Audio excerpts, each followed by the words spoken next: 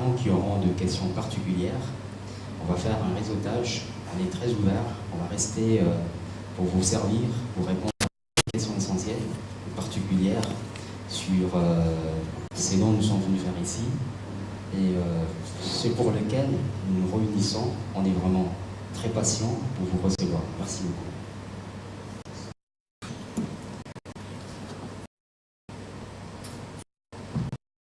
Bonjour à tous. Tout d'abord, je vais me présenter. Je m'appelle Soraya Kouaté, j'ai 30 ans. Ça fait 10 ans que je travaille dans l'industrie de l'éducation internationale. Je suis d'origine malienne et ça fait maintenant que je suis en Suisse. Pourquoi est-ce que je suis là aujourd'hui? C'est que moi-même, j'ai étudié dans une école internationale en Suisse. J'ai fait 4 ans dans un internat qui m'a ouvert la porte pour aujourd'hui. Et c'est la raison pour laquelle j'aimerais partager ça et pouvoir proposer des Le Congo est un pays aujourd'hui qui est en pleine expansion, qui s'intéresse de plus en plus à ce qui se passe à l'extérieur et il est important de avoir d'options que les jeunes ont aujourd'hui. Par exemple, le Collège Clément est une école internationale avec pas mal de particularités, beaucoup d'avantages, beaucoup d'opportunités et c'est une école qui est basée à Genève. Est-ce que vous connaissez un petit peu la Suisse? Comment est-ce que la Suisse est configurée? Comment est-ce qu'elle est divisée? Excusez-moi, je vais vous donner une petite partie, un petit peu d'histoire, de géographie et de la situation de la Suisse. La Suisse est un pays qui est divisé en 3 parties. Il y a une partie allemande, qu'on appelle la Suisse alémanique. Il y a la Suisse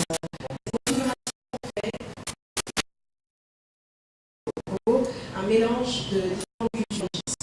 Notre école se trouve à Genève, qui est, je vais vous expliquer pourquoi la Suisse est aussi chère. Donc, le collège du Léman se trouve à Genève. Et en anglais, mais je vais vous faire la français. Donc, comme nous sommes situés au bord du lac Léman, qui est le plus grand lac de la Suisse. Et, nous sommes à 45 minutes des montagnes. Et c'est vrai qu'envoyer son enfant étudier dans un cadre comme celui-ci est une excellente opportunité parce que la civilisation de la ville.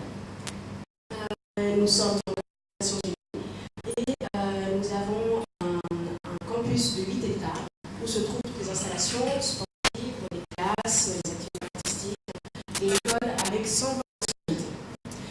Aujourd'hui, il n'y a pas de prix à payer pour un environnement comme celui-ci. Il faut être prêt dans le monde dans lequel on vit.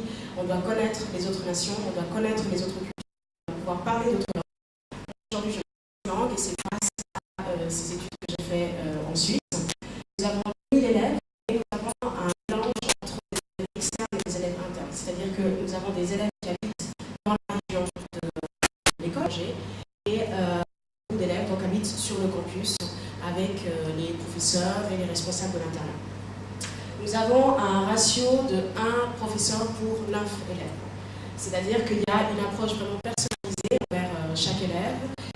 C'est vraiment un luxe d'avoir une personne qui puisse s'occuper que de 9 élèves et pas avoir un pour cent. Et on tient vraiment à garder pour chaque élève. Nous accueillons les élèves les 2 ans, on prépare les élèves pour différents diplômes. Je vous expliquerai tout à l'heure. Et également, ce qui est intéressant chez nous,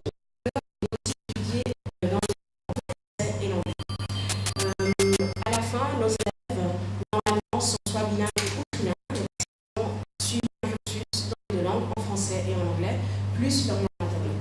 Donc, en l'occurrence, ici, au Congo, les élèves, il y a également une grande initiative, il y a également pas mal d'influence de portugais, les élèves de Congo qui parlent également le portugais. C'est important, même si on vient étudier en Suisse, il ne faut pas oublier ça. Ça sert à rien de venir 10 ans et après on revient à la maison pour ne pas communiquer avec sa famille ou avec ses enfants, etc. Donc pour nous, c'est que les élèves puissent apprendre des nouvelles langues, apprendre des nouvelles cultures tout en gardant des racines et de culture, apporte à ces élèves l'ouverture vers le monde extérieur qui est indispensable. Et surtout, qui est-ce qui vient étudier en Suisse? Qui est-ce qui vient étudier dans les écoles comme le Collège du Léman? Ce sont des futurs entreprises, ce sont des futurs diplomates, ce sont avec des contacts pour trouver trouver du travail, pour se marier, pour créer des entreprises, etc. Vraiment, donc nous avons, comme je le disais tout à l'heure, un campus de 8 hectares, donc assez loin. Donc nous avons différentes sections du campus. Après, ce qu'on appelle le middle school, donc les élèves au cours de l'université, également, l'exposition, le concours, il y en a. Et c'est à ce moment-là où tous les élèves sont venus. Sinon, on ne sont jamais, c'est plutôt entouré de 200 élèves. Nous pensons que chaque élève doit être considéré comme un individu différent. On ne peut pas donner les mêmes objectifs à toute une classe. On a des élèves, par exemple, 12 de moyenne. Parce que les élèves sont beaucoup plus talentueux en mathématiques, d'autres en histoire, d'autres ont demandé d'avoir 13 ou 14 de moyenne. Celui qui a eu 10, l'objectif de l'université est 11 ou 12.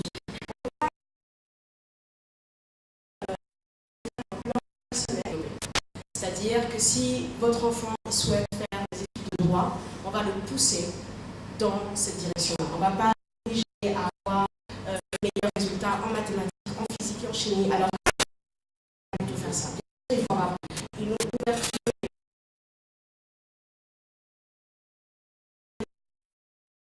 Les enfants de pousser à l'intérieur de la classe, également à l'extérieur, à l'école, organiser un cours, également travailler avec les élèves universitaires de la région. C'est quand même... Donc ça les responsabilise et puis ça apporte ce challenge et ce défi que si vous avez l'opportunité de venir en Suisse, ce serait vraiment bien que vous puissiez voir un petit peu ce que ces jeunes bébés, comme on a l'impression de voir le premier jour qu'ils arrivent à l'école, qu'est-ce qu'ils arrivent à accomplir. C'est assez impressionnant. Nous avons également en Suisse et à l'école, au Collège du Léman, on connaît que la Suisse est un des pays les plus sûrs du monde. Pourquoi est-ce que c'est sûr? C'est que moi, je peux laisser dedans certaines familles qui ont un bébé, il va prendre le bus tout seul pour aller à Genève, de glaçons, aucun problème. Il n'y a pas de problème de vol, il n'y a pas de problème d'agression, il n'y a pas de problème de violence, etc. Et c'est vrai que c'est ce que vos enfants vont apprendre en venant dans une école comme la nôtre. Bon, il y a le droit de sortir et rentrer comme ils veulent. Mais évidemment, le ratio de 1 professeur pour un élève, c'est constamment sans version. En plus, ils ont un tour au campus au Canada. Nous travaillons évidemment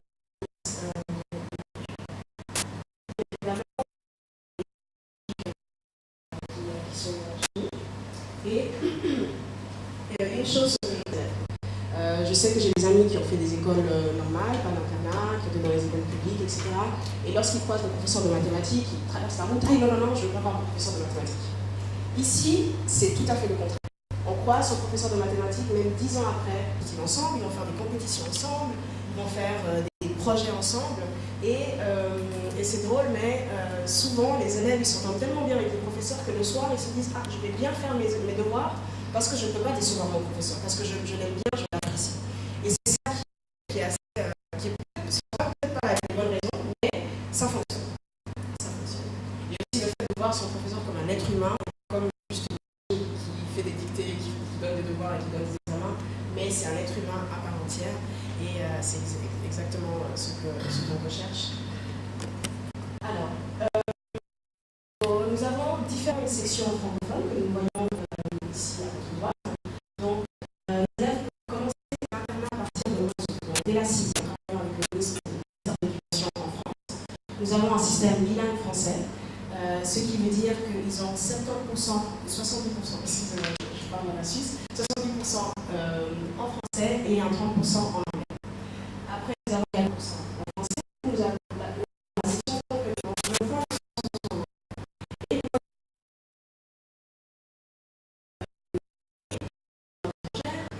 avons un programme spécial de langue intensive pour les élèves qui n'ont pas l'anglais. Ils peuvent rentrer chez nous dans la section anglophone.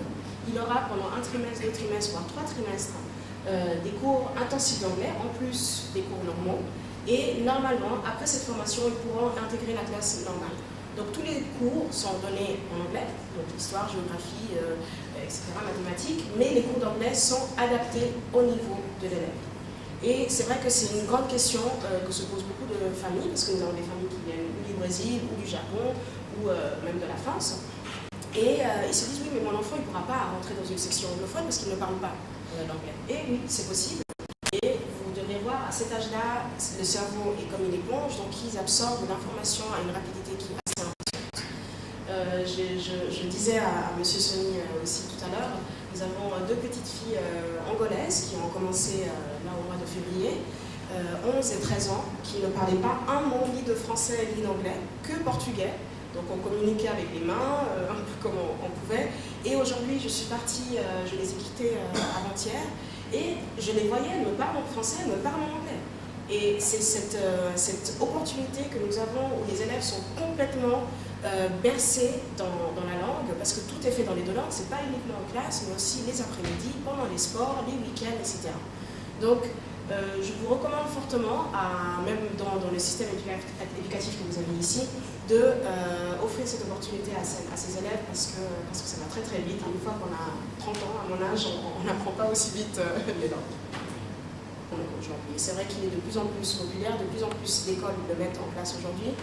Et pourquoi est-ce qu'il est aussi reconnu et aussi demandé? C'est parce qu'il prépare les élèves à beaucoup de niveaux différents, et aussi il y a une formation qui se fait à l'extérieur de la classe. Donc on peut obtenir le diplôme uniquement si on a des bons résultats académiques, mais il faut également avoir un certain nombre d'heures de sport, un certain nombre d'heures d'art, et aussi faire du travail caritatif. Sans ça, même si l'élève a des 20 sur 20 partout, il n'aura pas son diplôme s'il n'a pas fait ses activités extrascolaires. Et c'est vrai que ça permet d'avoir une grande ouverture, une préparation à la vie d'aujourd'hui, parce que même pour entrer à l'université, pour commencer à travailler, il ne faut pas être bon que académiquement, mais il faut avoir des hobbies, des intérêts ailleurs. Il faut aimer la musique, il faut aimer les arts, il faut avoir fait quelques projets personnels, etc. Ou la maturité suisse, qui est un diplôme que font notamment les élèves qui vont rester en Suisse à l'université, qui est assez grande. Et par contre, pour faire la maturité suisse, il est indispensable d'avoir soit l'allemand, soit l'italien. Mais bien évidemment, nous avons dans notre école, nous avons cette approche personnalisée et individualisée en fonction du niveau de chaque élève. Parce que c'est vrai que nous pouvons avoir la même classe, parce que ce n'est pas exactement les mêmes prérequis.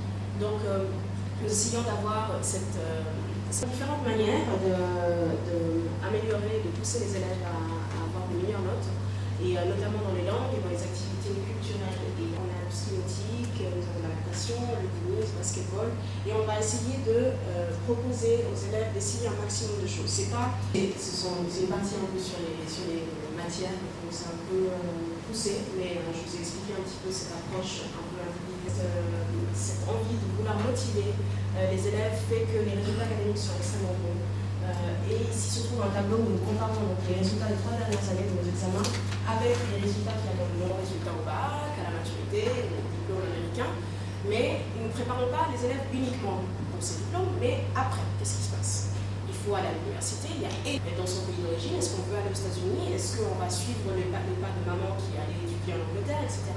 Donc tout ça se prépare de la réussite, également par rapport au diplôme, ça va dépendre aussi des possibilités, des talents de chaque enfant. Donc tout ça est fait de manière individuelle, donc chaque élève a son projet personnel pour la préparation à l'université. Quelque chose qui a de plus en plus de succès maintenant, c'est les études d'ingénieur et d'environnement. Il y a beaucoup d'élèves qui veulent sauver le monde, et j'y crois. Les conditions pour pouvoir passer un bon entretien, comment est-ce qu'on se tient à un entretien, comment est-ce qu'on s'habille, comment est-ce qu'on se présente, etc. Comment est-ce qu'on prépare son dossier, également, la lettre de présentation, faire un CV, est-ce qu'il faut faire un... Et les chambres sont doubles ou triples. Donc ils ont une salle de bain et la douche à partager dans la chambre. Formation académique continue après les cours. Pourquoi? Parce que les élèves ont la possibilité on peut demander à une camarade de classe de faire ensemble des devoirs pour le lendemain. Également, les professeurs sont à disposition après les cours. Également. Il y a beaucoup de professeurs qui habitent sur le campus et qui sont là pour pouvoir apporter le soutien nécessaire aux élèves, parce qu'on n'a pas osé demander pour la 3e fois, poser la question la 3e fois devant tous ses camarades. On ne peut pas passer pour quelqu'un qui n'est pas très intelligent, qui n'a pas compris. Donc c'est aussi possible de voir le professeur tranquillement après les cours. Il y a également les travaux de groupe. On fait beaucoup de projets de groupe parce que, comme vous le savez bien, dans la vie active, il est important de savoir travailler avec les autres. On ne travaille pas que seul, mais il faut s'adapter aux personnalités. L'autre, il n'a pas fait son travail, l'autre, il a mal fait sa partie, etc. Et il faut apprendre à comprendre les différentes personnalités, les différents systèmes de travail. Donc c'est quelque chose que nous mettons également en place. Et puis l'internat, bien évidemment, ça fait mûrir. On n'a plus maman et papa derrière pour nous dire comment, quoi et qu'est-ce qu'il faut faire. Là, on apprend à avoir sa chambre rangée, on apprend à vivre en communauté, on apprend à respecter les règles. On a des agendas qui sont quand même assez chargés de manière hebdomadaire. Donc il faut s'organiser. Est-ce que je peux participer à cette présentation? Est-ce que j'ai le temps pour faire ma présentation le soir? Est-ce que je peux faire une petite sieste ou j'ai envie de me balader dimanche après-midi pour me changer un peu les idées? Et puis ce sont des choses qu'on apprend petit à petit en vivant à l'internat, en vivant au sein d'une communauté. Les garçons deviennent de plus en plus coquets, par exemple. J'aime bien voir les garçons qui arrivent en début d'année, après comment ils voient les autres, comment ils font, etc. Ils aiment bien avoir des jolis amis, etc. Que lorsqu'on est à la maison, avec toujours maman ou papa ou le grand frère qui peut répondre à ces questions, qui peut faire ça à notre place. Alors, nous avons 18 maisons où habitent les élèves, notamment ceux qui ont de la dyslexie, par exemple, ou ceux qui sont diagnostiqués de dyspraxie. Nous avons également ceux qui ont besoin de soutien au niveau des langues. Et ça peut être un grand défi pour certains enfants. Donc, nous apportons le soutien nécessaire pour ça. Nous avons un psychologue qui vit sur le campus. L'adolescence, c'est un âge de ces choses-là, ou de prendre le temps pour soi. Alors, on va citer quelques images de campus et de l'internat. Nous avons un esprit de compétition qui est très très boosté. Donc il est important de pouvoir exceller aussi dans les sports, en attendant des challenges. Et voici quelques... Il est difficile de faire des choix aussi importants. On a la culture, on a les opportunités du monde extérieur, on a la famille, on a les amis, etc. Donc quel est notre rôle aujourd'hui? C'est de les préparer un maximum à tous ces choix. On leur dit voilà, tous les choix que vous avez, on vous prépare un peu pour tout et après c'est à vous de pouvoir faire ce bon choix. On va vous aider aussi, on va vous guider dans ce sens. Il faut qu'ils deviennent des citoyens du monde. Quand je dis citoyens du monde, c'est-à-dire connaître les autres cultures. Je me répète, mais c'est vraiment quelque chose qui ressort de nos élèves. Il faut parler des langues. Il faut être capable d'être engagé. Par exemple, votre enfant il peut être engagé pour la société Coca-Cola ici à Kinshasa et on va le transférer au Japon dans un an. Il peut être le meilleur employé du monde s'il n'est pas capable de s'adapter, s'il ne connaît pas la culture japonaise, s'il ne comprend pas comment on fait pour partir d'un pays à un autre, il ne pourra pas garder ce poste-là. Nous sommes des gens. Je vous ai dit tout à l'heure pourquoi est-ce que la Suisse est chère. La Suisse est chère pour toutes ces choses-là, mais c'est aussi la qualité du réseau et la qualité des carnets d'adresse que votre enfant aura en partant de notre école. Et en fin de compte, c'est également les valeurs, l'approche.